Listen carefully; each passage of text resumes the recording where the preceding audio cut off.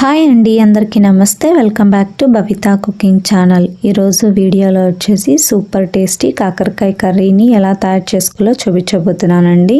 అస్సలు చేదు అనేది ఉండదండి. ఇలా ఒక్కసారి ట్రై చేయండి.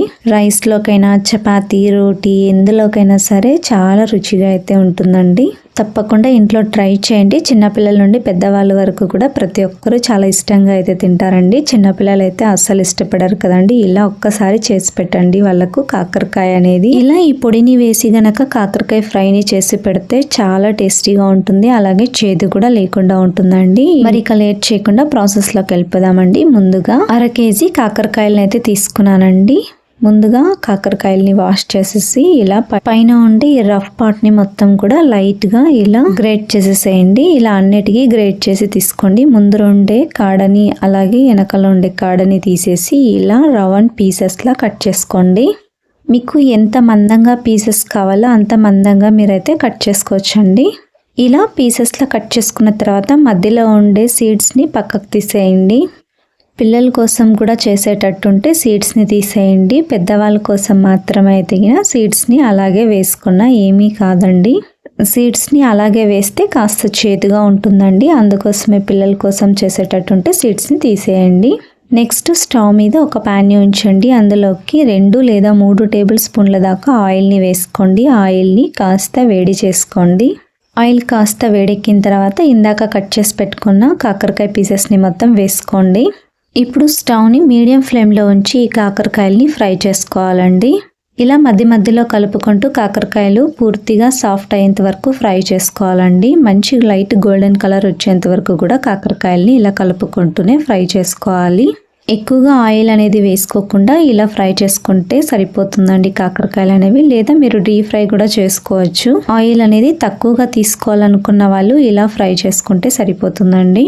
కొంతమందికి ఇలా ఫ్రై చేసుకోవడం వల్ల చేదు అనేది అనిపిస్తూ ఉంటుందండి. అలాంటప్పుడు మీరు బాయిల్ చేసైనా సరే వేసుకోవచ్చు. కాకరకాయని బాయిల్ చేసేటప్పుడే కాస్తంత చింతపండుని గనక వేసి బాయిల్ చేసుకుంటే చేదు అనేది అస్సలు ఉండదండి. అలా అయినా కూడా చేసుకోవచ్చండి. చూడండి, కాకరకాయలు మొత్తం కలర్ చేంజ్ అయ్యి పూర్తిగా సాఫ్ట్ అయ్యాయి కదా. ఇలా సాఫ్ట్ అయిన తర్వాత పక్కన ఉంచుకోండి. నెక్స్ట్ మనం కాకరకాయ ఫ్రై కోసము పొడిని చేసుకుందామండి. అందుకోసం ముందుగా స్టవ్ మీద ఒక ప్యాన్ ఉంచి అందులోకి 20 నుండి 25 దాకా ఎండుమిర్చిని వేసుకొని ఇలా ఫ్రై చేసుకోండి. మీరు మీ కారాన్ని బట్టి యాడ్ చేసుకోండి. ఇలా వేయించుకున్న ఈ ఎండుమిర్చిని పక్కన ఒక ప్లేట్లోకి వేసుకొని చల్లారనివ్వండి. నెక్స్ట్ అదే ప్యాన్ని స్టవ్ మీద ఉంచి స్టవ్ని లో ఫ్లేమ్లో ఉంచుకొని 1 టేబుల్ స్పూన్ ధనియాలను వేసుకోండి. 1 టేబుల్ స్పూన్ తెల్ల నువ్వుల్ని వేసుకోండి. 1/2 టేబుల్ స్పూన్ దాకా జీలకర్రని వేసుకొని ఇప్పుడు వీటిని లైట్గా ఫ్రై చేసుకోండి. స్టవ్ని లో ఫ్లేమ్లోనే ఉంచుకొని వీటిని 1 నిమిషం పాటు ఫ్రై చేసుకోండి. 1 నిమిషం పాటు వీటిని లైట్ గోల్డెన్ కలర్లోకి వచ్చేంత వరకు ఫ్రై చేసుకున్న తర్వాత 1/2 కప్పు దాకా ఎండు కొబ్బరి ముక్కల్ని వేసుకోండి. ఎండు కొబ్బరి ముక్కల్ని కూడా 1/2 నిమిషం పాటు ఇలా లైట్గా ఫ్రై చేసుకోండి. వీటన్నిటిని కూడా ఇలా కలుపుకుంటూనే ఉండాలి, లేదంటే నువ్వులు అనేవి మాడిపోయే ఛాన్స్ ఉంటుందండి. నెక్స్ట్ ఇందులోకి 1 టేబుల్ స్పూన్ దాకా వెల్లుల్లిపాయలని వేసుకొని స్టవ్ ఆఫ్ చేసుకోండి. ఇలా వేయించుకున్న వాటన్నిటిని కూడా ఎండుమిర్చి ప్లేట్లోకి వేసేసుకోండి. వీటన్నిటిని కూడా పూర్తిగా చల్లారేంత వరకు పక్క నుంచి చల్లార్చుకోండి.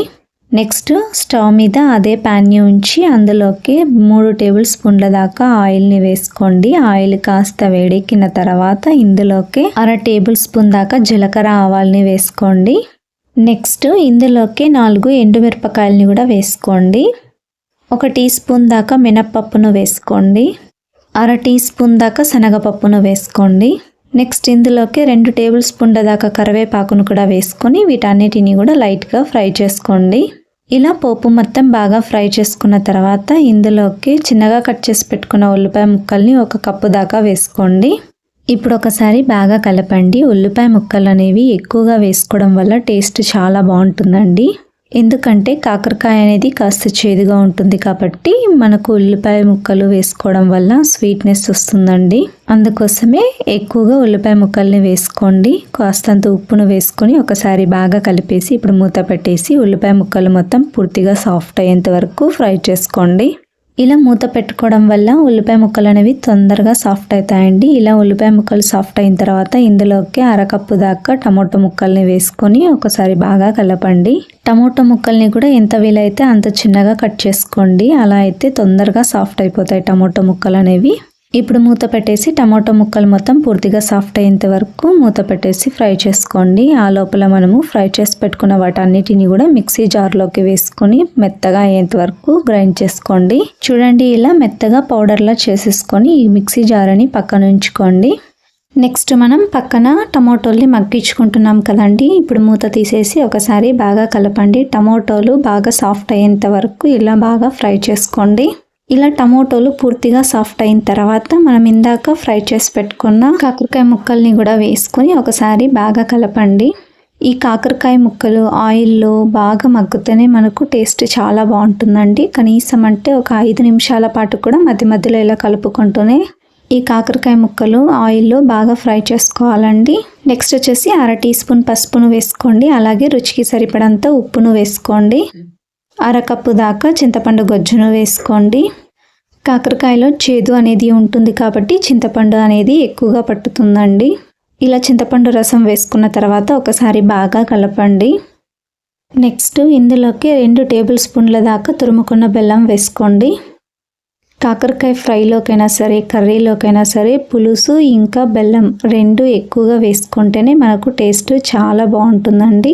ఈ పులుపు తీపి అనేది తగిలితేనే చేదు అనేది తక్కువ అవుతుంది కాబట్టి ఇలా ఎక్కువ క్వాంటిటీలోనే వేసుకోవాలండి ఆ రెండిటిని కూడా. ఇప్పుడు వీటన్నిటిని కూడా ఒకసారి బాగా కలిపేసి స్టవ్ని మీడియం ఫ్లేమ్లో ఉంచి కనీసం అంటే ఒక 5 నిమిషాల పాటు కూడా చింతపండులో ఈ కాకరకాయల్ని బాగా ఉడకనివ్వండి. కాకరకాయని ఉడికించుకునేటప్పుడు మూత పెట్టకుండానే మనం ఇలానే ఉడికించుకోవాలండి. ఇలా కాకరకాయల్ని చింతపండులో మూత పెట్టకుండా ఉడికించుకోవడం వల్ల చేదు అనేది పూర్తిగా తక్కువ అవుతుందండి. అందులో చేదు అనేది ఉండదు కాబట్టి చిన్నపిల్లల నుండి పెద్దవాళ్ళ వరకు ప్రతి ఒక్కరూ కాకరకాయని ఇష్టపడిన వాళ్ళందరూ తింటారండి. ఇలా 5 నిమిషాల పాటు చింతపండులో కాకరకాయని ఉడికించుకున్న తర్వాత మనం ఇందాక మిక్సీ పట్టు ఉంచుకున్న పొడిని మొత్తం వేసుకొని ఇలా బాగా కలపండి. ఈ పొడిని వేసుకున్న తర్వాత స్టవ్ని లో ఫ్లేమ్లోనే ఉంచుకొని మరొక 2 లేదా 3 నిమిషాల పాటు ఇలా కలుపుకుంటూ కాకరకాయని ఫ్రై చేసుకోండి. ఇందులోకి వాటర్ అనేది అస్సలు వేసుకోకుండా ఇలా ఫ్రై చేసుకోండి. కనీసం అంటే 3 నుండి 4 రోజుల పాటు కూడా నిల్వ ఉంటుందండి. స్టవ్ని లో ఫ్లేమ్లోనే ఉంచుకొని ఈ మసాలా మొత్తం కాకరకాయకి పట్టేటట్టు ఇలా బాగా దగ్గర పడేంత వరకు కూడా ఇలా కలుపుకుంటూనే ఫ్రై చేసుకోండి. ఇలా 3 నిమిషాల పాటు కలుపుకుంటూ ఫ్రై చేసుకుంటుండగానే మనకు దగ్గర పడేసి కాకరకాయ మొత్తం కూడా పైనకి ఆయిల్ అనేది తేలుతుందండి. అంతవరకు కూడా మనం వీటిని కలుపుకుంటూ ఫ్రై చేసుకోవాలి. ఇలా కాకరకాయ ఫ్రై మొత్తం చిక్కపడి ఆయిల్ అనేది పైకి తేలుతున్నప్పుడు మనము నెక్స్ట్ ఇందులోకి చిన్నగా కట్ చేసి పెట్టుకున్న కొత్తిమీరను వేసుకోండి.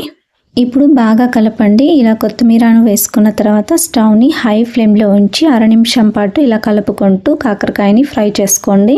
ఇలా హై ఫ్లేమ్లో 1/2 నిమిషం పాటు కాకరకాయని ఫ్రై చేసుకున్న తర్వాత స్టవ్ ఆఫ్ చేసుకోండి. అంతే, ఎంతో రుచికరమైన కాకరకాయ ఫ్రై రెడీ అండి. చూడండి, చూడ్డానికి ఎంత ఎమ్మీగా కనిపిస్తుందో కదా. అసలు నోట్లో నీళ్ళు అయితే ఊరిపోతున్నాయండి.